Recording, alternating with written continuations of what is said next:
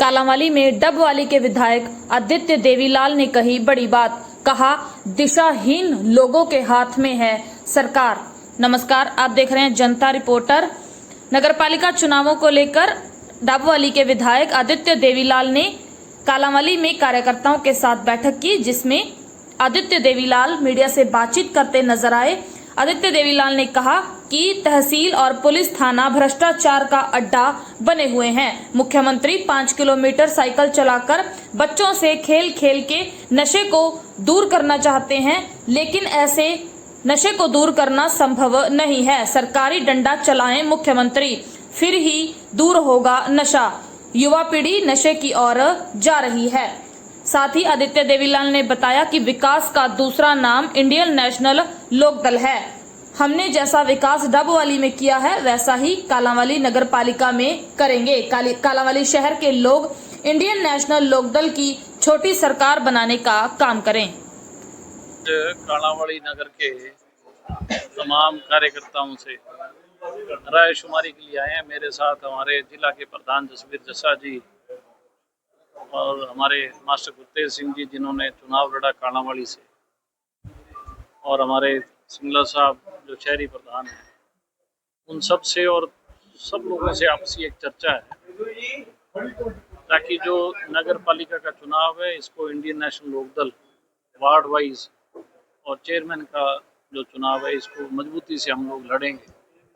अलग अलग कार्यकर्ताओं की जिम्मेवारियां ड्यूटियां लगा के और शहर वासियों के ये अपील भी करना चाहेंगे कि आपने सारे राज देख लिए पिछले 20-25 सालों से कांग्रेस के अंदर, और ये अभी वर्तमान में बीजेपी की सरकार चल रही है जो पिछले 2 प्लान से है, लेकिन कालांवाली में किसी ने विकास करने का काम नहीं किया। बहुत बुरी हालत है। मैं तो बहुत बारी कालांवाली में आया हूँ। जब भी बरसात आती है तो 3-3 फुट पानी जो है वो खड़ा हो जाता है। व्यापारी बहुत तंग है, जो राहगीर है, लोग जो यहाँ से आने जाने वाले लोग हैं बड़े परेशान हैं। और सबसे बड़ी विडम्बना लोगों की है कि ना कालांवाली में तहसील है, ना कालांवाली में कोई अफसर बैठते हैं। तो ये तमाम चीज़ें तभी संभव हो पाएगी जब मुख्य विपक्ष के तौर पे इंडियन नेशनल लोकदल अपनी बड़ी जिम्मेवारी निभा रहा है। और हम लोग भी लोगों से अपील करना चाहते हैं कि आप भी इस बात का निर्णय और फैसला ले कि आपने कांग्रेस और बीजेपी दोनों को देख लिया, दोनों के 10-10 साल के राज देखे। कालांवाली में इंडियन नेशनल लोकदल अपनी छोटी सरकार बनाए ताकि हम लोग कालांवाली का सामूहिक विकास कर सकें और तमाम कार्यकर्ताओं की रायशुमारी के माध्यम से एक अच्छा नुमाइंदा कालांवाली को देने का काम हम लोग करेंगे। आपसी एक चर्चा है, बातचीत चल रही है।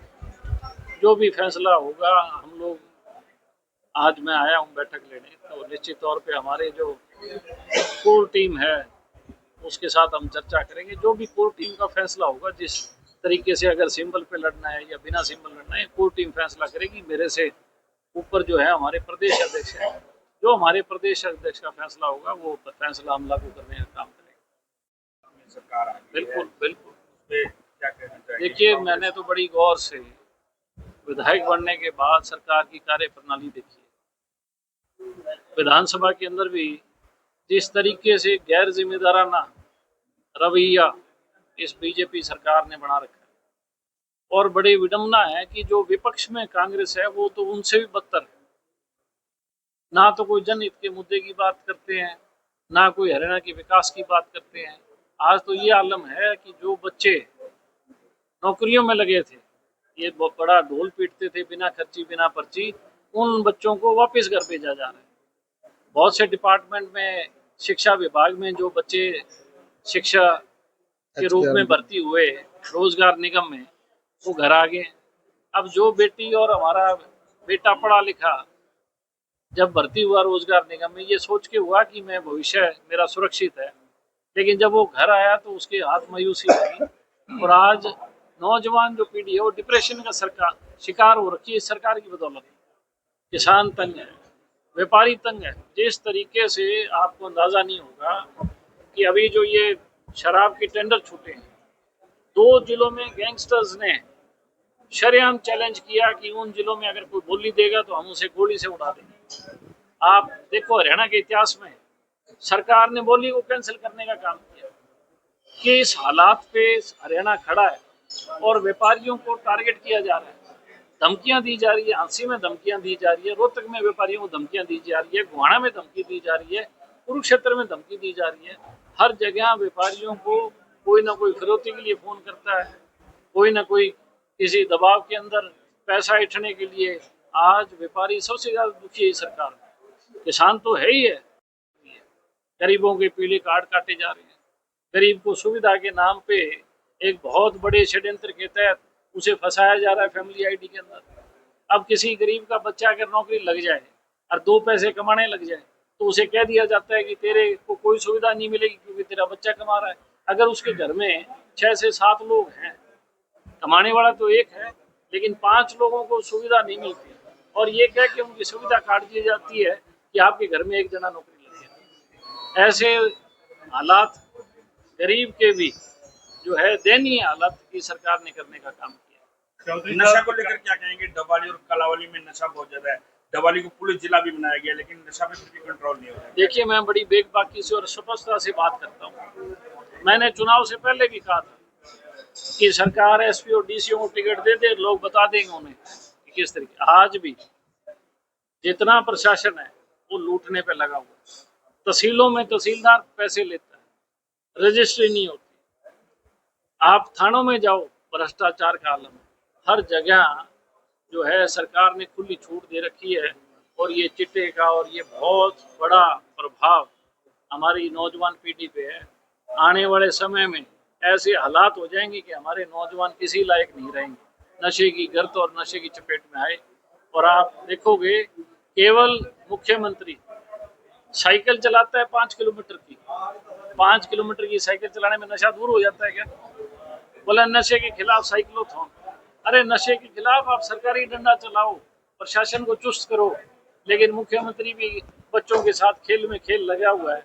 वो अपनी साइकिल यात्रा निकाल लेता है और ये सोचता है मैंने अपनी जिम्मेवारियों को पूरा कर दिया। तो मैं इसीलिए कहता हूँ कि हालात हरियाणा के बहुत दयनीय है। सरकार संजीदा नहीं है, सरकार के वजीर संजीदा नहीं है, सरकार का मुखिया संजीदा नहीं है। बीजेपी के नुमाइंदे बने फिरते हैं, उनसे पूछो भी तुम्हारी 10 साल सरकार रही, तुमने कालावाड़ी में क्या काम किया? कांग्रेस का एमएलए रहा, दूसरे प्लान में एमएलए, उनसे पूछो भी तुमने कालावाड़ी में क्या किया? देवीलाल जी अपने संबोधन में कहा कि कांग्रेस के विधायकों का बुरा हाल है। वो उनसे जब पूछते हैं उनका नेता, तो उनके पास कोई जवाब नहीं होता कि नेता कौन है। इसके बारे में क्या कहेंगे? देखिए, मैं तो इसमें के बारे में क्या बोल सकता हूँ, ये तो उनसे सवाल पूछो। लेकिन मैं तो हालात बता रहा था आपको कि हरियाणा की ये हालात है और कि इन हालातों के दौर से हरियाणा का आमजन किस परेशानी से गुजर रहा है कि उसकी मुख्य मुद्दा क्या रहेगा चुनाव लड़ने का? देखिए, हमने डबवाली में खूब काम किया।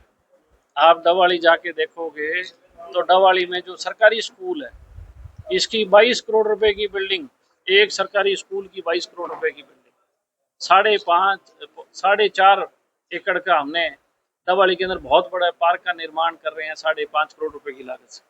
और कम से कम 30 करोड़ रुपए की हमने प्रपोजल है हमारी गलियां और डबवाली के जो रास्ते हैं, बड़े बाजार हैं, उनको और अच्छा बनाएं। तो चीज़ों में समय लगता है, लेकिन जो हम काम कर रहे हैं डबवाली में, हम चाहते हैं उसी तरीके का काम इस नगर पालिका में हो। कालावाड़ी में तो जब बरसात आ जाए तो 3 दिन तक कालावाड़ी डूबी रहती है कि नहीं रहती?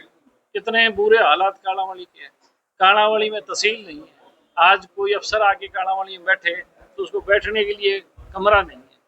आज तक किसी भी सरकार, 10 साल बीजेपी की सरकार रहेगी, आप ये बताओ, कुछ सोच नहीं पाई। जो कालावाड़ी शहर में सुविधा देनी चाहिए वो सुविधाएं जमीन ना होने के कारण गाँव में दे रहे हैं। क्या सरकार कालावाड़ी के नजदीक लगती जमीन एक्वायर नहीं कर सकती? कालावाड़ी के अंदर कॉलेज आया था, कॉलेज कितनी दूर गया? शहर के अंदर सबसे ज्यादा तादाद है, हर बस शहर में आती है, हर संसाधन शहर में आता है, हर व्यक्ति शहर में सौदा लेने आता है। शहर का विकसित होना बहुत जरूरी है और शहर विकसित तब होगा जब शहरवासी इस बात को सोचेंगे कि हमने कांग्रेस को देख लिए वोट, हमने बीजेपी का साथ सरकार देख ली, अब हमारा जो है लक्ष्य है वो लोकदल होना चाहिए, ताकि लोकदल ही अपना क्षेत्रीय दल है, अपना इलाका है, अपने इलाके की डेवलपमेंट तभी संभव है जब अपने लोग जीतेंगे।